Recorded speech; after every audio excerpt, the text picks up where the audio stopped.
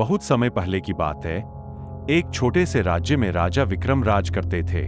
राजा बहादुर और न्यायप्रिय थे, लेकिन उनके राज्य के पास एक घना जंगल था जहां कोई भी जाने की हिम्मत नहीं करता था। कहा जाता था कि उस जंगल में एक भयानक राक्षस रहता है जो हर रात चीखता और आसपास के गांवों में तबाही मचाता था। एक दिन राजा ने निश्चय किया कि वह इस राक्षस से अपने राज्य को मुक्त करेगा। उन्होंने अपनी तलवार उठाई और अकेले ही जंगल की ओर निकल पड़े। जैसे ही वह जंगल में पहुंचे, अंधेरा और गहराता गया। हर ओर अजीब अजीब आवाजें गूंज रही थीं। राजा अपने घोड़े पर सवार होकर आगे बढ़ते गए।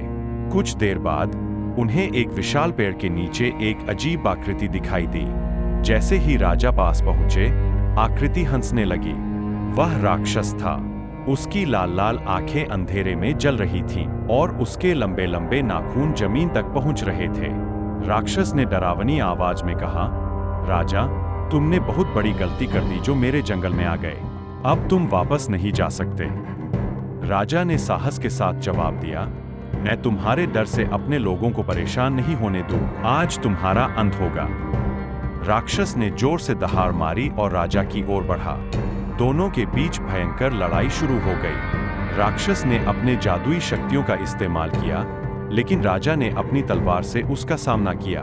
काफी देर तक लड़ाई चलती रही। आखिरकार राजा ने अपनी चतुराई से राक्षस के दिल पर वार किया। राक्षस जमीन पर गिर पड़ा और दर्द से चिल्लाते हुए कहा, तुमने मुझे मार दिया, लेकिन मेरी आत्मा इस जंगल में हमेशा रहेगी। जो भी यहाँ आएगा वह मेरी चीखें सुनेगा और डर से कांपेगा।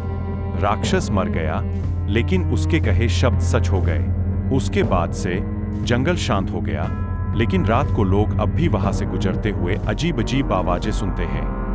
राजा विक्रम ने अपने राज्य को बचा लिया, लेकिन उस जंगल को कभी अपने राज्य में शामिल नहीं किया। कहते हैं कि आज भी उस जंगल में राक्षस की आत्मा भटकती है। अगर आप कभी उस जंगल से गुजरें तो सावधान रहें, क्योंकि हो सकता है वह राक्षस आपको भी अपनी कहानी का हिस्सा बना ले।